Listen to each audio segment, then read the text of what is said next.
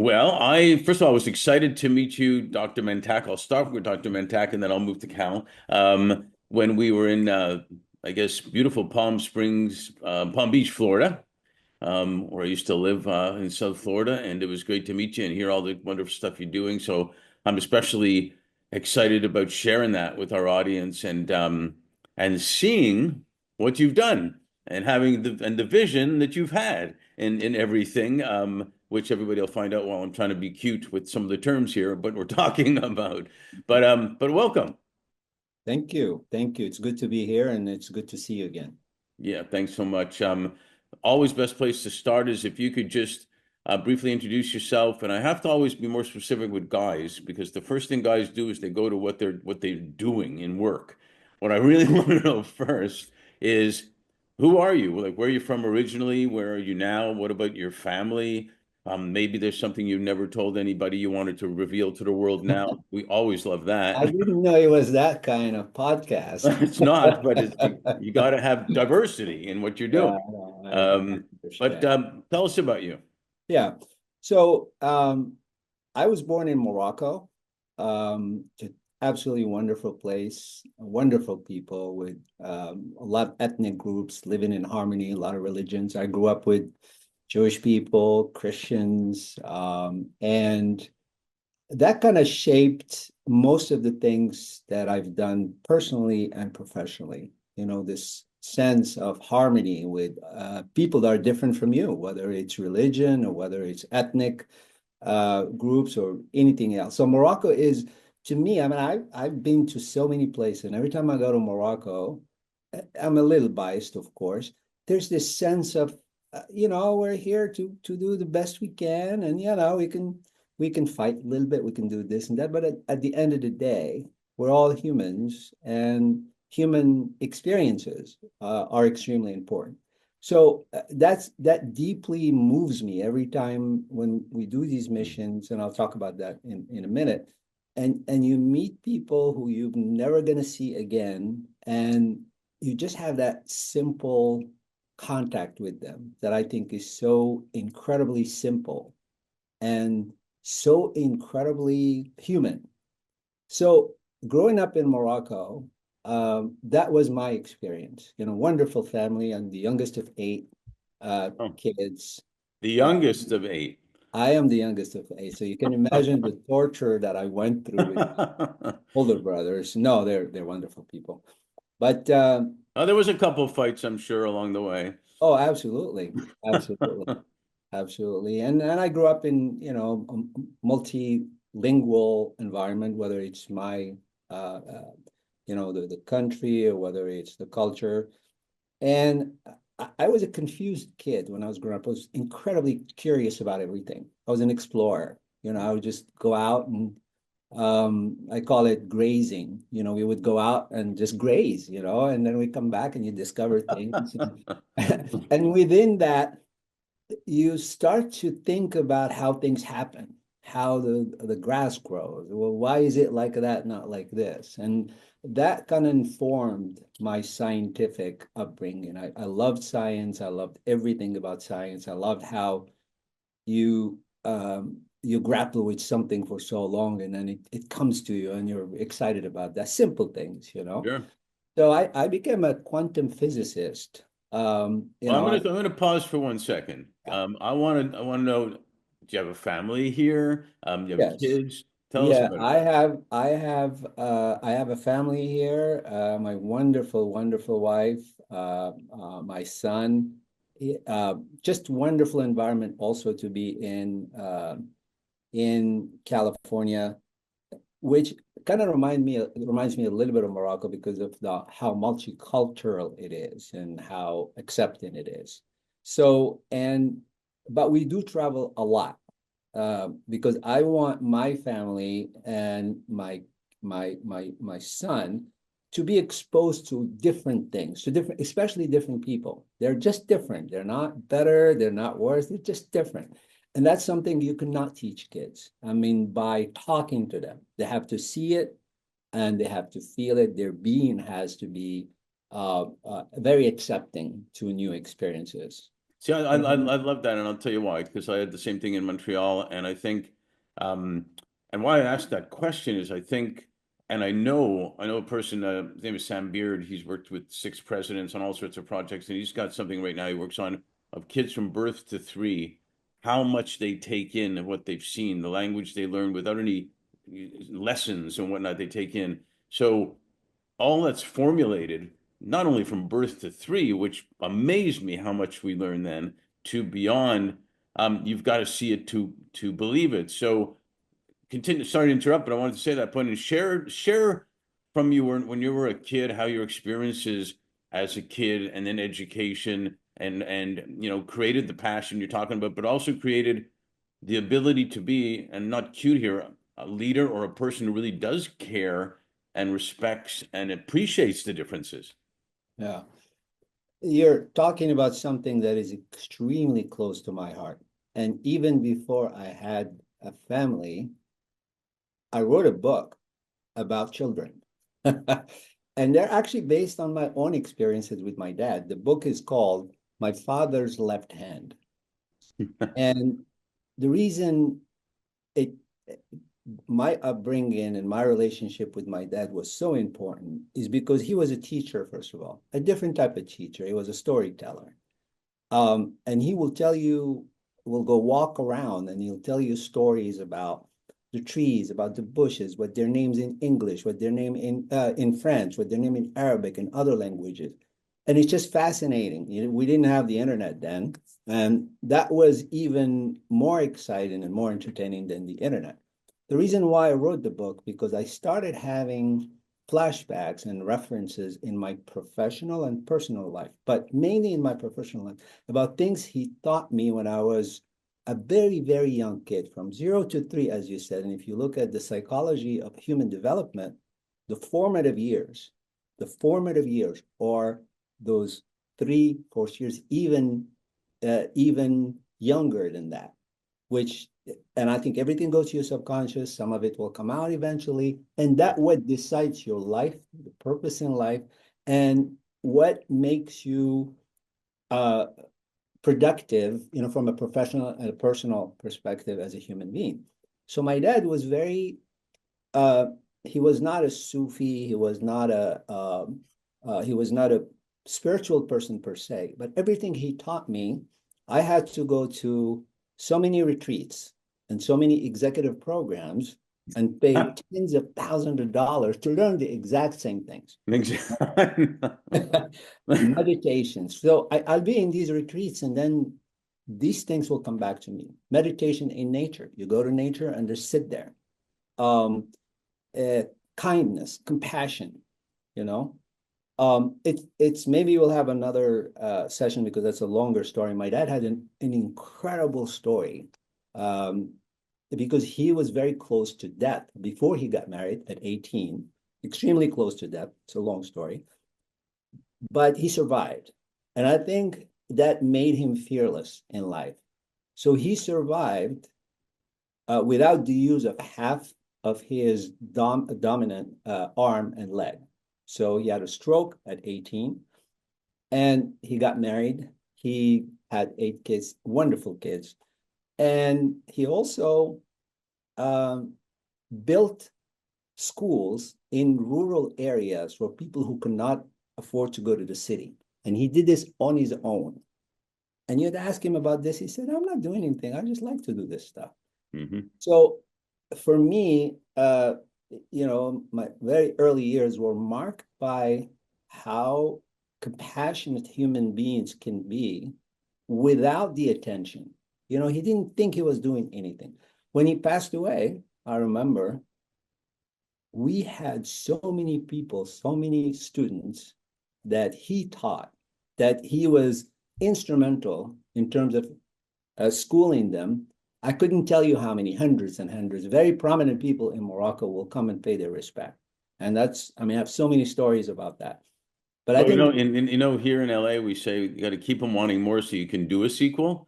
So it's a great story, and it reminds me a little bit of this movie called Mr. Holland's Opus. yeah, familiar with it. Yeah. Yeah.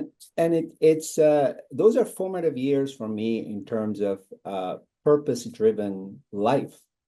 And of course, careers are very important. Uh, we invest so much effort and money and attention to our careers. And if your being is purpose driven, then your career and your work becomes purpose driven, whether you know it or not. And I think that's what I love about it. You can't sit down a child, a 3-year-old or 4-year-old, and explain to them, you know, what compassion is. Extremely difficult, but they can feel it. They can see it. They can feel it. They And can clearly feel it, and a quick example, part of our business is bringing the best talent to our clients because the best talent wants to go work with leaders who care. And we always talk about when people go home from work, when they used to work not at home, they go home from work, and two things happen. They either complain about their job, their boss, this, that, and they're feeling terrible. They get tired, give me a beer, whatever. Or they go home and say, "Hey guys, let's sit down for dinner. I want to tell you what happened with this." And we were working on a food bank thing, and next week we're working on a business deal with a client, and they're doing stuff in education for kids, and we're going to be involved in that. And the kids, to your point exactly, the kids hear that, see it, feel it, yeah. which takes them to the steps you're talking about. Yeah, absolutely. And I think the point, having lived in Silicon Valley for so long, is that people think that being compassionate, being purpose-driven, um, is mutually exclusive with being successful. And I am dedicating my life to proving people wrong on this one, including some of my very, very close colleagues and friends. That, you're making people soft, man. Well, Yeah, maybe. we're gonna be make you the poster child because that is the whole essence of how Leaders Who Care started was you can do better in your business and your organizations and Absolutely. everything else if you do care. And we even changed the term soft skills to high skills, HI, high skills, which is human intelligence skills, more than soft. So you're right on the money. Yeah, and I think you can show people, especially, and I work with a lot of founders, very super bright people, and you can show them how practical this stuff is, how practical to be purpose driven, and you can be wildly successful, but without the stress, because human beings, their nature, I believe that their inner nature is pure goodness, whether you want it or not. So if you're doing something unethical, you're creating friction within your being, and that, whether it's now or later, and I can give you so many examples. I mean, so many founders that I worked with, and little things, look, you're going to do this, you're going to build this company. And I think I brought this up at the Legacy conference, was that I ask founders, I tell them, do you want to do some good in this world? Do you want to be involved in charity? They all say yes. I mean, I've never heard someone who said, he said, but you know what? After I do my first IPO, my first exit, I'm going to donate some money to charity. That's not it. You No. know, human beings don't need money anymore. We've got a sea of it. I think what we need is humans are building companies that are purpose driven. I'd love to see the next Google, and they'll be the next Google, the next Open AI, founded by a founder who thinks, I want to make this work. I want to help people with this. Every decision that we make, and this is not mutually exclusive It's with it's being not. wildly successful. And And well, I'll be on that mission with you because that's what we do every day. Is when we are referred to a client, we ask them what kind of impact do they want to make, what is their important to them, and it's not. In fact, it's not just philanthropy at all. It's actually investment in it, and they have seen clearly that they are able to attract the best talent who wants to work in those types of scenarios. They don't want to be poor and make a difference. They want to be rich and not make any difference. They want the whole ball game. yeah, and it's possible to have it all. That's my point. And I'm speaking from experience, from working with a lot of founders who validated this idea. In fact, I am in the process with some colleagues of developing what we call the Global Startup Program, because that's my area, startups, founders. Was a VC for years. I'm still a VC. And we're developing this program. And one of the modules that caught a lot of attention from people it used to be called emotional intelligence. And we debated and we debated. And I said, you know what? I want to have something more encompassing. I want to call it spiritual intelligence because that encompasses emotional intelligence, but it also encompasses the human side of things. How can you be so practical? How can you never burn out? It's simple. You can work 20 hours a day. I used to work 20 hours a day. My wife gets on my case, but it's possible. These things are possible if you're meditating, if you're in touch with this incredible reservoir of goodness, I call it. And again, I am going to catch a lot of heat for this, but I'm saying it anyway. For my friends, they're going to say, what are you talking about? You want your CEO to be stressed out. You want the OCD type. I don't want to work with OCD. I don't want to work with stressed out. And it's not about making their life better. Their life will be better as a side effect of 100%. learning how to deal with people, how to run a business, how to be compassionate with their employees. You can fire someone, but there are like 5,000 ways to do it. And you can be I can tell you my own experience. First time when I did my first venture and I was going to fire 12 people from a department, I was a mess for maybe about a week. I couldn't sleep, I couldn't eat because it didn't. But now I can do it, not because I'm cruel, because I know they'll find a better opportunity. It's not good for the shareholders to do it. And you're okay with it. There's no friction. So this is just one example of, I think, the skills that are getting lost because there are idols now in Silicon Valley that are teaching people how to be cruel, how to be completely inhuman in business.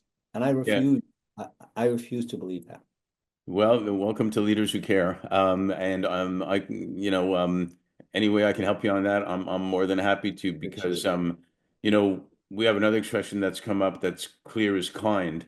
And the clearer you are with people and anything from their responsibilities to being let go to whatever is the kindest thing you can do because if they're not being successful at that job, it's not going to work anyway. So you're hopefully putting them on the right path. I had a CEO tell me about a year ago that he was having the best time and best effectiveness being a CEO because he can now be emotional. He can be vulnerable and doesn't have to pretend that he knows everything. And he learned how to trust his people and they're flourishing because they're trusted and they know that he believes in them as to what they can do, which is same thing in sports with a coach or anything. And I love that. I really, really love that. I mean, my professor, Dr. Eugene Goldberg from University of Florida, may he rest in peace. Incredible scientist, incredible. So he used to tell me this all the time. He said, as a leader, loyalty, you're going to earn loyalty. People are going to love you because they respect you as a person. So you don't have to be looking behind your back and kind of be careful what would this person do, because then we're humans, we're civilized humans and we make mistakes, we screw up most of the time, but at the base of it all is basic goodness. You can call it whatever you want, the universe and whatever. And I think that's something that been lost because of how competitive the environment has gotten the business. And you can be competitive and be compassionate. These are, and that's what we're trying to show people, say, from with practical stuff. This is, practical stuff, because I think the new generation does not respond to anything other than show me the money. How can I do this? Show me how practical this is, how it's going to help me in my startup. And that's what I'm dedicating my life beside all the other things that I'm doing. This is my calling. I want to help few people. I've helped few people in my immediate entourage and my immediate circle because they were in my portfolio companies. But I want to help other people if you can make someone's life better. And while they're building a company and they don't feel too much stress, they feel that they're not getting burned out and all of that. I think that will help humanity in general. Yeah, 100%. And young people especially, they're looking for experiences, period. And whether it's at work or play or whatnot, that's what they're looking for, and that's what they value. And so that's number one that they're looking at. I always competition and compassion absolutely come together. And I compare into a sports league. If each team in the league wants to win, and they'll do everything within the rules to win. And if they win the championship, but the value of the league sucks, their championship isn't very valuable. The league has to be valuable for the championship to be valuable, which means each team has to be really, successful too. And I remember interviewing an executive in a major professional sport saying, every year our goal is to win the championship, but we're not naive. It's hard to win the championship every year. Our mandate is to have a winning season and being competitive in our league, basically, and that makes us all better. So right on the money, what you're talking about, and people, and this comes from Blue Zones. The thing that fills people's hearts and souls clearly more than anything is belonging on a team or with people and stuff like that. And so you're right on the money. How did you we've brought like young people into the Leaders Who Care series, like from 8 to 18. And I have to introduce you to an 11-year-old who's writing her fifth book on meditation and well-being and mindfulness right now at 11. And another gal, she's from Liberia and Sarama. She was bullied a lot, and she started researching how everybody has melanin in their body. We're all human beings. So she started a skincare company at 12 and told me this. She said, Mark, I want every kid to feel empowered in their own skin. And so the future is bright with some young people, if people like you and we do this type of thing. But tell me, from your education, you studied material sciences, engineering. How did that evolve for you? What were key moments, decisions that led you to move towards where you are now, being interested in impact investing and just this whole mindset of, if you will, leaders who care, do better? Yeah, I mean and being a scientist, obviously, when I came to Florida to go to grad school, and I had an incredible opportunity with Dr. Eugene Goldberg, who was a beacon, Nobel Prize caliber scientist, but also he was a mentor. He was a teacher. There's a big difference between a teacher and a professor. I mean, every time he'll say something, you'll just sit there and go like, why did he say that? And then, months later, so, oh, now I get it. Now I get it. So he was doing a lot of work in ophthalmology. He was an incredible material scientist. So I started my work with him and I did a lot of research with him. We invented a lot of things together. And even when I left the university, I supported research there for years and years and years. And ophthalmology, I got bitten by the bug, so to speak, because I don't know why, but I just thought, it's funny how if you have cataract, all of us will get cataract at some point, plus presbyopia and other things. And you're totally blind. I mean, literally blind. And then somebody comes in within, 5 minutes, they give you the best vision you've ever had. Not they restore your vision from 10 years, they give you the best vision. And to me, to this day, and I told Goldberg, he just laughed at me. He said, and I remember exactly what he said. He said, you either going to be an entrepreneur because because hundreds of people come through my department. Nobody has ever told me that. You do cataract, you make lenses and all of that. And he said, you either gonna be an entrepreneur or you're gonna go back to Morocco and herd camels. That's what he said. And I remember, and he became like a second father to me after that. But ophthalmology for me was one of these things that little by little I started to discover that I can use my talent as a scientist. I can use my talent as an entrepreneur to help people ultimately. It didn't look like that when I first started. In my 20s, I started my first company in my 20s. And when I started my first companies, I just thought about it this way. I remember the industry had a huge problem at the time. And it was all the lenses that were used will develop a optical artifacts, or we call them glistening. So the vision will deteriorate over time. So I thought, with all the science that we have, all the chemistry and all that, nobody is able to, to solve this issue. And these people, they'll say, well, I can still see. It's okay. And that wasn't acceptable to me. So I started a company called, it was my second company, and it was called Advanced Vision Science, and particularly developed a material that does not develop glistenings, got FDA approval for it, global approval, built manufacturing. But the driving force behind that, I didn't know it then. I was just a young entrepreneur working 20 hours a day. I didn't care. I did not care, you know?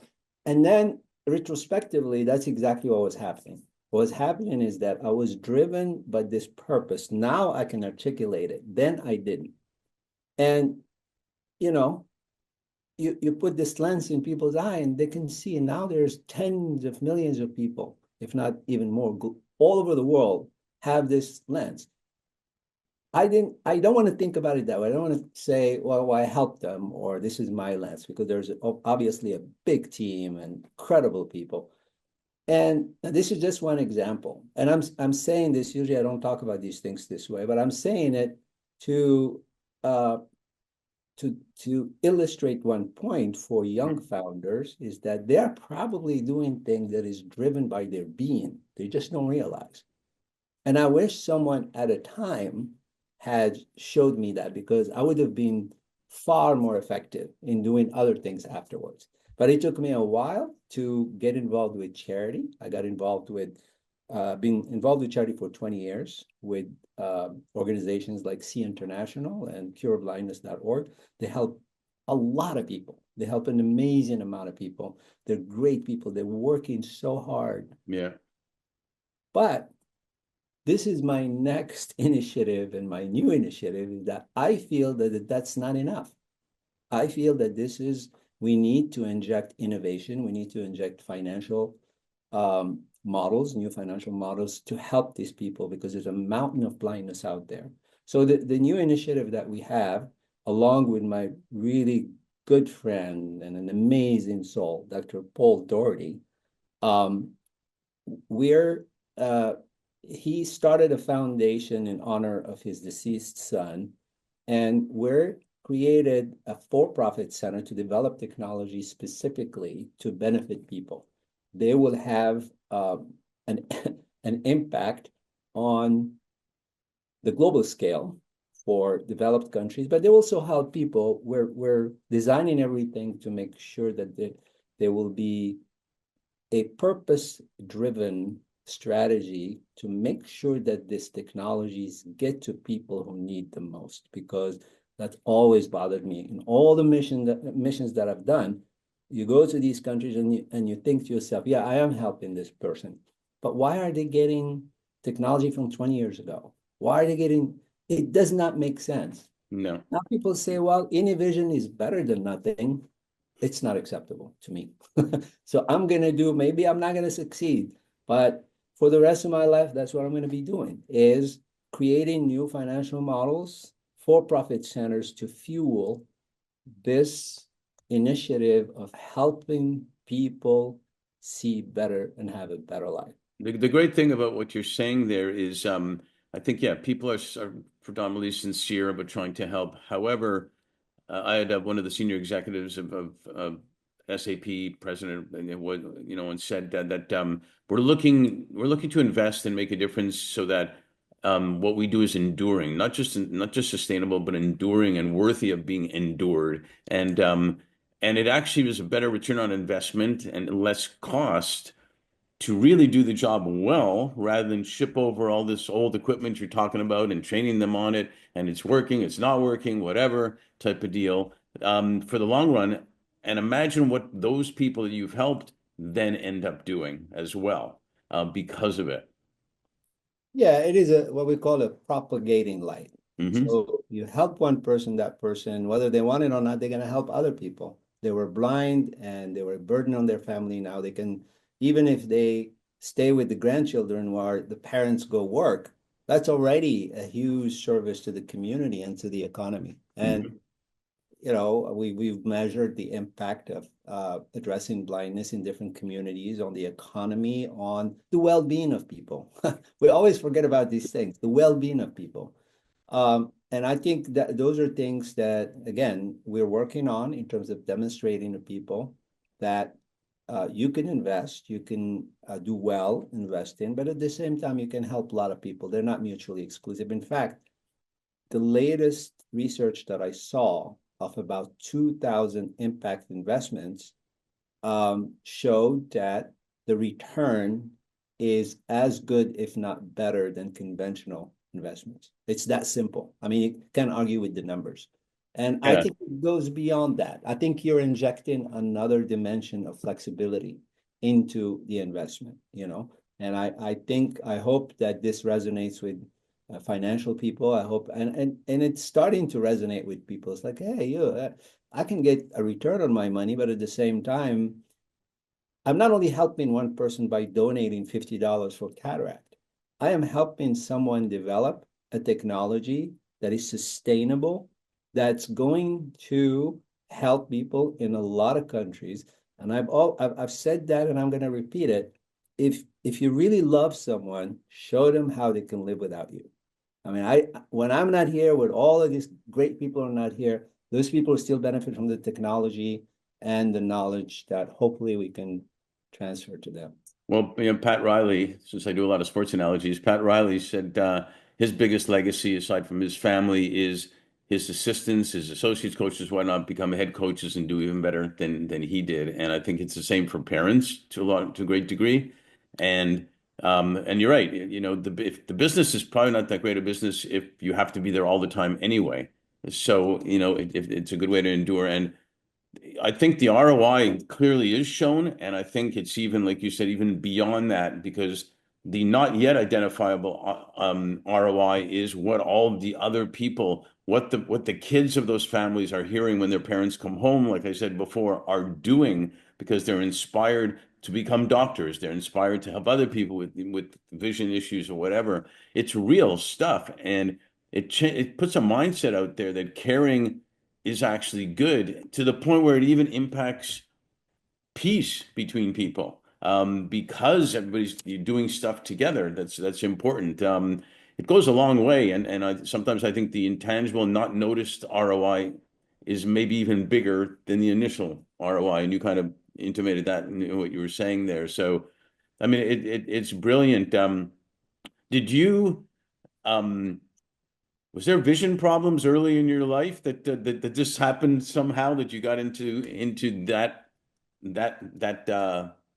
um area? You mean the state of my eyes? You mean that Well, your it's eyes are in the family, or just something that happened, an incident that made you interested in going oh, that direction? absolutely, but it wasn't. We have a joke in the family because my father was of modest means. We used to say that the only inheritance we got in our family is myopia. So we're all myopes, all myopes. We wear glasses, no big deal, you know. Right. Uh, and I think that wasn't really something that pushed me. I think it was more, if it wasn't going to be ophthalmology, it would have been something else in my mind. I just landed on, uh, landed with Dr. Goldberg, who taught me so much about ophthalmology, what we can do with it. And I think you can call it, I don't know, you can call it the universe trying to show me something. And that's how I took it. So it was more the basic thing for it is this scientific exploration of certain aspect of materials and things like that. And later on, business models and things like that.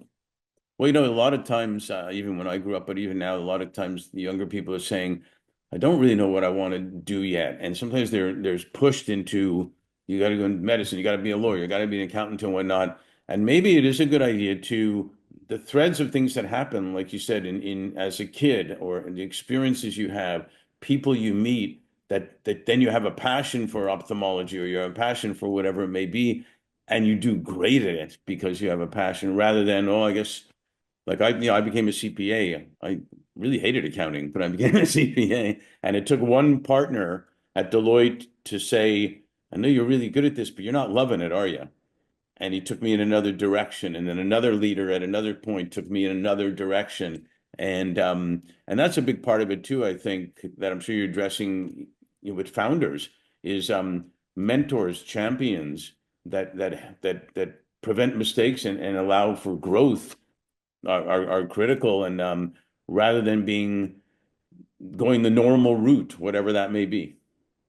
Yeah, absolutely. I think if you look at education in general, how we educating our children, we take them to school, whether it's in this country or other countries, they memorize things, they do this and do that. But we never try to teach kids how to develop their own human faculties, whether it's empathy, whether it's those are when you're a kid and somebody pays attention to those things and you develop to be an absolutely amazing human being. And part of that is that whatever talents you have, because that's what I'm finding working with a lot of these founders, they force their talent. I have founders who think they're like the best speakers and they suck at it. I'm Right. sorry, you know? And you keep telling them, okay, you can practice, practice, practice. If you talk to Steve Jobs, they'll say practice, practice. It's always going to sound rehearsed. It's always going because people have this connection with you being. Right. Find where your talents are, enhance them because it's a much easier thing to do. And with kids is the same thing. And unfortunately, our education all over the world is based on knowledge, knowledge, knowledge. It's to learn as much as you can. I think we never take the time to tell kids, uh, you know, let's let's just sit here and learn meditation. I talked about meditation. I think it's one of the greatest things for a human being. It makes people see things and develop a sense of being in touch with their being because that's where the treasure is. And again, I'm being soft because I give this very particular example. Sometimes some founders come to me and say, you know what, I have this huge issue. I need to resolve it. I don't know.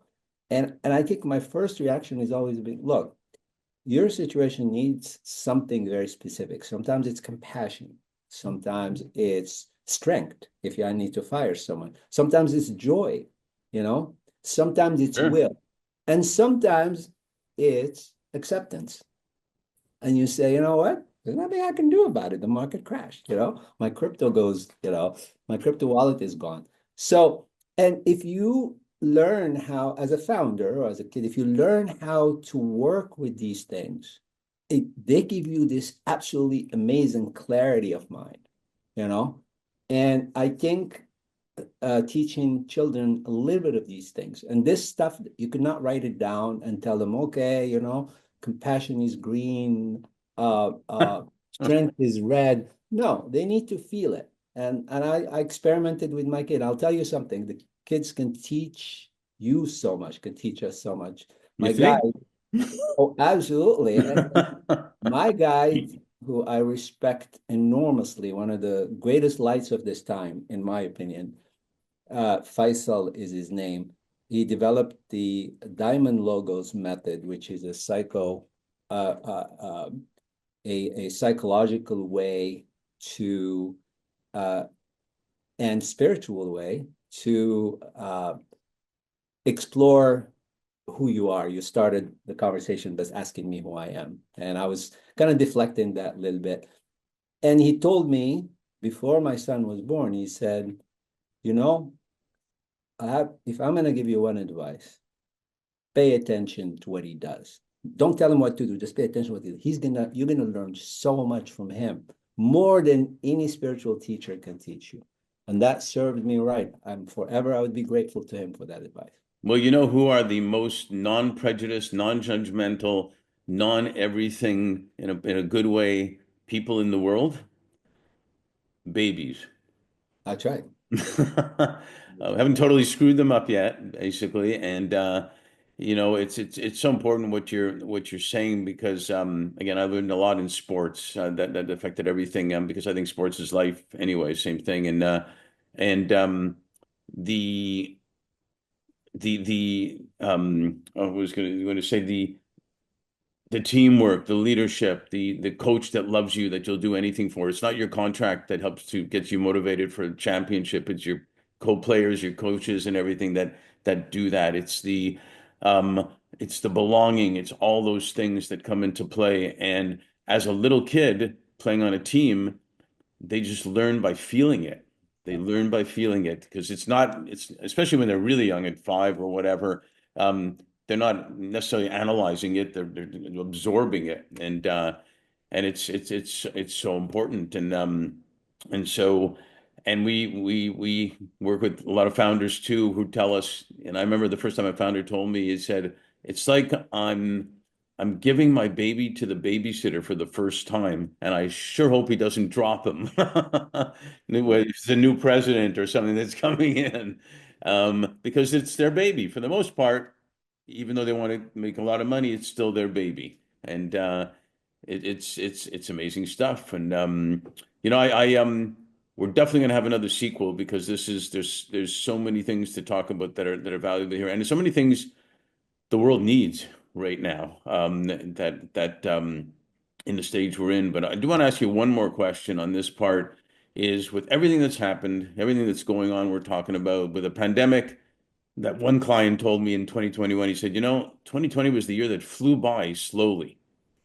And it seems like yesterday, he said, and it seems like years ago.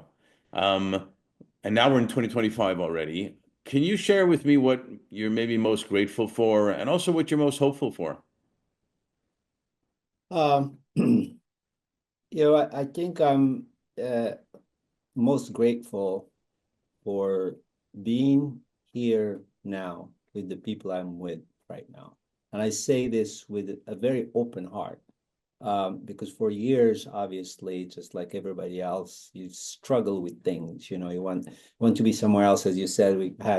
We talked about this. You want to be somebody else. You want to do certain things, and you think, I should have done this that way and that way.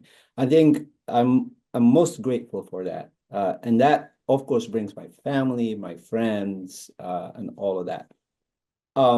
I am incredibly hopeful for the human race because I think goodness always wins in a way, and goodness is not something that people see very clearly until it surrounds them and they're submerged in it, and they'll look back and they go, wow, oh, that's why I'm doing the things that I'm doing. So I hope that people start to get in touch with their inner uh, inner spirit in a way, or inner being, to have that uh, to get to a point where they can start to see that all human beings are the same, that we have we're different, but at the same time we come from the same substance, if you will. And that, I think, if people start to think that way, you can use your talent more effectively. You can use them to the benefit of humanity. I mean, you can compete, you can do a lot of things. I want to say one thing before before we go. Mhm. You should talk to my son because he's 8 and he's a sport fanatic. So he was telling me that he's forming his own opinion. He couldn't understand why Jimmy Butler was traded from the Miami Heat to the Warriors. We go to the Warrior games all the time. And he's explaining these things, and I'm sitting there looking, well, I think I couldn't do that an analysis until I got out of college, I think, to have that clearly, that understanding. So, I think the next generation, because of technology, because of a lot of things, are going to be much smarter, and that scares me. And also, especially with artificial intelligence, all of those things, I hope we are augmenting humans, not only people who want to compete and succeed at any price. Yeah, well said. And I'm grateful that I'm grateful I have a new friend. That's a good thing I'm grateful for. And that you are truly a leader who cares. And I think I'm hopeful because of the same thing too. And I think since we've opened it up to 8 to 18-year-olds, we should have your son on Leaders Who Care and having a chat with me also. So that's a formal invitation for him to come on, and we'll definitely have a sequel. Thank you for much everything for that you do and being on the series. I really appreciate it. Thank you for having me. This has been incredibly enjoyable. I really appreciate it. Thank you for listening to the brand called You Videocast and Podcast, a platform that brings you knowledge, experience, and wisdom of hundreds of successful individuals from around the world. Do visit our website www.tbcy.in to watch and listen to the stories of many more individuals. You can also follow us on YouTube, Facebook, Instagram, and Twitter. Just search for the brand called You.